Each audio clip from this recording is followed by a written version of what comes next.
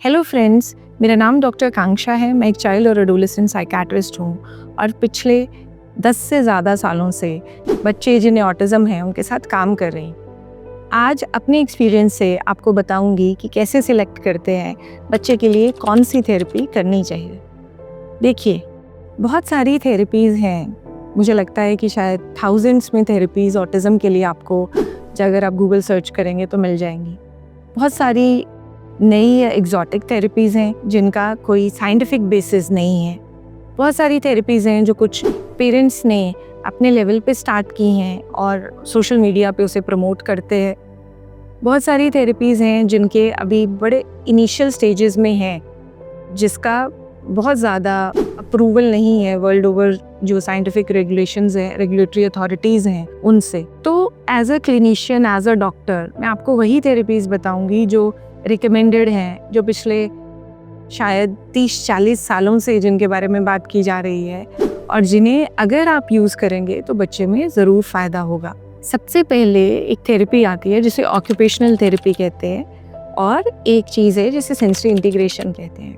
Occupational therapy वो सारी therapies हैं जो किसी भी इंडिविजुअल को उसके ऑक्यूपेशन में ज़्यादा वेल एडजस्टेड बनाती है। बच्चे के लिए ऑक्यूपेशन उसका डेली लिविंग एक्टिविटीज़ हो गई, उसके स्कूल जाना हो गया, उसके पीयर रिलेशनशिप्स हो गए। एल्डरली में ऑक्यूपेशन कुछ अलग होगा, एडल्ट्स में ऑक्यूपेशन कुछ अलग होगा। सो ऑक्यूपेशनल थेरेपी सिर्फ बच्चों के लिए नहीं है, occupational therapy across all age groups है।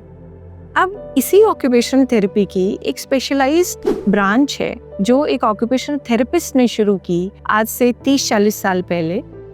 इसे सेंसरी इंटीग्रेशन कहते हैं। सेंसरी इंटीग्रेशन में जो सेंसरी डेफिसिट्स हैं उन पे बहुत प्रिसाइजली काम किया जाता है। तो अगर कोई आपको थेरेपिस्ट कहे कि हम ऑक्यूपेशनल थेरेपी करेंगे, इसका मतलब है हो सकता है सेंसरी इंटीग्रेशन उसके पार्ट में ही हो। सो ऑक्यूपेशनल थेरेपी एक बड़ा टर्म है, उसके अंदर सेंसरी इंटीग्रेशन आती है। दूसरी चीज़ है जिसे ABA कहते हैं या अप्लाइड बिहेवियरल एनालिसिस कहते हैं। वर्ल्ड ओवर ABA बहुत ज़्यादा पॉपुलर थेरेपी है। ये एक बिहेवियर थेरेपी की टेक्निक है जिसका एक बेसिक प्रिंसिपल है कि किसी भी ऑर्गेनिज्म को हम कोई भी बिहेवियर सिखा सकते हैं, प्रोवाइडेड उस बिहेवियर से पहले क्या कमांड दी जा रही है और उस बिहेवियर के बाद क्या काम किया जा रहा है हम इसे रेगुलेट कर लें।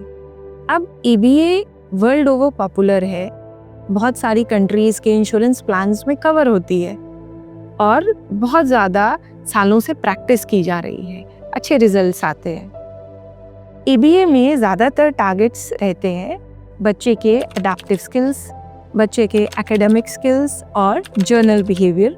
जैसे अगर वो हाइपर एक्टिव है तो उसे कैसे बिठाना है, अगर उसके कुछ स्ट्रिमिंग बिहेवियर्स हैं तो उसे कैसे कम करना है।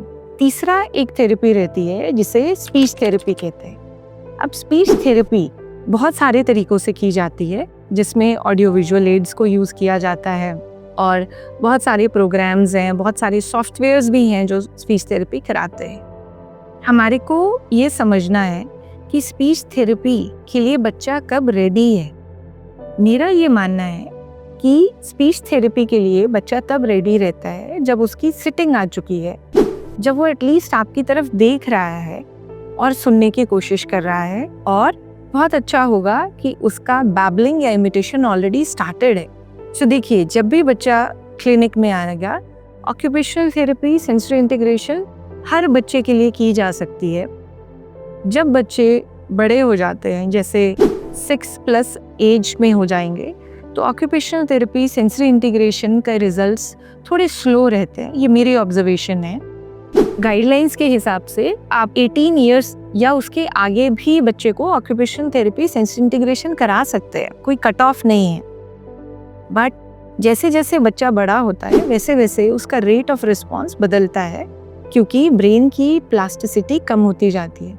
मेरे क्लिनिक में बहुत सारे पेरेंट्स आते हैं और वो कहते हैं हमें किसी ने बताया कि 5 साल के बाद कुछ नहीं हो सकता, किसी ने बताया 6 साल के बाद बच्चा रिकवर नहीं होगा, किसी ने बोल दिया 3 साल हो गए अब कुछ नहीं हो सकता। मेरे हिसाब से ये सही नहीं है, बिकॉज ह्यूमन बीइंग का जो ब्रेन है वो हमेशा लर्न करता रहता है।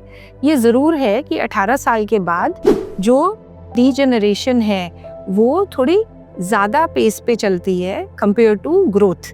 बट ऐसा नहीं है कि 60 साल का इंसान अगर कोई नया स्किल सीख रहा है तो उसके ब्रेन में ग्रोथ नहीं हो रही। तो इसलिए ऑक्यूपेशनल थेरेपी और सेंसरी इंटीग्रेशन एक ऐसी थेरेपी है जो हमेशा प्रोवाइड करनी चाहिए बच्चे को, चाहे उसकी एज कितनी भी हो। दूसरी बात है, ABA को मेरा ये मानना है ऐड ऑन करना चाहिए।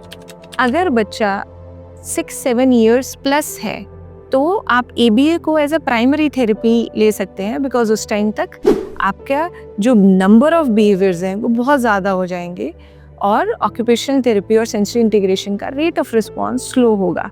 पर दोनों को इकट्ठे चलाना एक ज़्यादा बेटर ऑप्शन है। स्पीच थेरेपी के लिए जब बच्चा रेडी हो तब उसे स्पीच थेरेपी कराइए। और चौथी चीज़ है स्पेशल एजुकेशन। स्पेशल एजुकेशन के लिए आपको ये समझना है कि अगर बच्चा स्पीच के लिए अभी रेडी नहीं है तो उसे स्पेशल एजुकेशन कराने से भी रिजल्ट नहीं मिलेगा। मतलब जो प्री रिक्विजिट्स हमने स्पीच थेरेपी के लिए डिस्कस किए हैं, जैसे सिटिंग होनी चाहिए, अटेंशन होना चाहिए, वो आपकी तरफ देख रहा है कि क्या बोला जा रहा है, इन चीज़ों के बिना स्पेशल एजुकेशन अगर आप स्टार्ट करेंगे भी तो बच्चा शेप लिखना, ड्रॉ करना सीख जाएगा, बट उसे कोई सेंस नहीं बनेगी कि वो क्या लिख रहा है। उसके लिए वो सिर्फ एक बिहेवियर है। और एजुकेशन सिर्फ डॉट ज्वाइन करना, ABC लिखना नहीं है। एजुकेशन के लिए मुझे समझना है कि मैं जो कर रहा हूँ वो आगे कहीं पे कोई मीनिंगफुल चीज़ में आगे जाएगा और लीड होगा।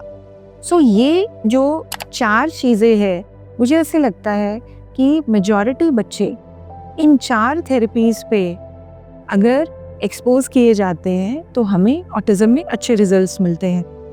बहुत सारी थेरेपीज़ हैं जिनको लेके पेरेंट्स बहुत वरिड रहते हैं, या उन्हें एक फोमो होता है कि शायद किसी पेरेंट ने स्टेम सेल करा लिया, किसी पेरेंट ने कोई एक नया फॉलिक एसिड का सप्लीमेंट ले लिया और उनका बच्चा एकदम ठीक हो गया।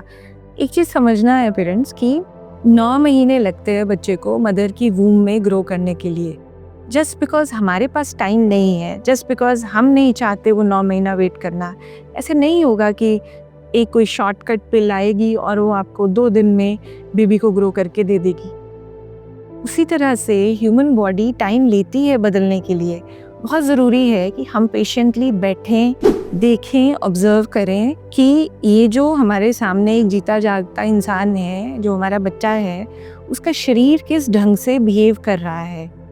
आप जितना उसकी बॉडी को समझ के काम करेंगे उतना वो ग्रो बेटर करेगा। जितनी अपनी टर्म्स और डेफिनेशंस में आप बच्चे को फिट इन करने की कोशिश करेंगे उतना रेजिस्टेंस आएगी और उतना आपका एफर्ट वेस्ट जाएगा। सो सिंपल चीज़ें ज़्यादा इफ़ेक्टिव है। बेसिक्स पे रहिए और उन्हें क्लियर कीजिए। जितना बेसिक्स क्लियर रहेंगे आपके, उतना फास्ट आप ग्रो करेंगे लाइफ में। उसी तरह से जितने बच्चे की ये occupational therapy, sensory integration, behaviour therapy sorted रहेगी, उतना बेटर स्पीच थेरेपी करेगा, उतना बेटर एजुकेशन सीखेगा। इसी तरह की इंफॉर्मेटिव वीडियोस को लेके हम नेक्स्ट वीक भी आपसे मिलेंगे। हमारे चैनल को सब्सक्राइब कीजिए और शेयर कीजिए ताकि सही इन्फॉर्मेशन पेरेंट्स के पास जाए, क्योंकि बहुत ज़्यादा सोशल मीडियाज़ पे वो इन्फॉर्मेशन जा रही है जिसका कोई बेसिस नहीं है, कोई साइंटिफिक एविडेंस नहीं है। हर इंसान अपने को ऑटिज़म एक्सपर्ट कहता है। इससे वो पेरेंट जो घर में बैठ के एक वीडियो देख रहा है, वो इतना एजुकेटेड नहीं है कि वो ये देखे कि रेफरेंस क्या है, कौन बोल रहा है। वो एक फेथ पे चलता है। तो सही इन्फॉर्मेशन पेरेंट्स के पास जानी चाहिए। मिलती हूँ मैं आपसे अपने नेक्स्ट वीडियो में। तब तक अपना और अपनी फैमिली का आप लोग ख्याल रखिए, और कोई नए टॉपिक्स पे आपको इन्फॉर्मेशन चाहिए तो हमें मैसेज पे लिख के बताइए।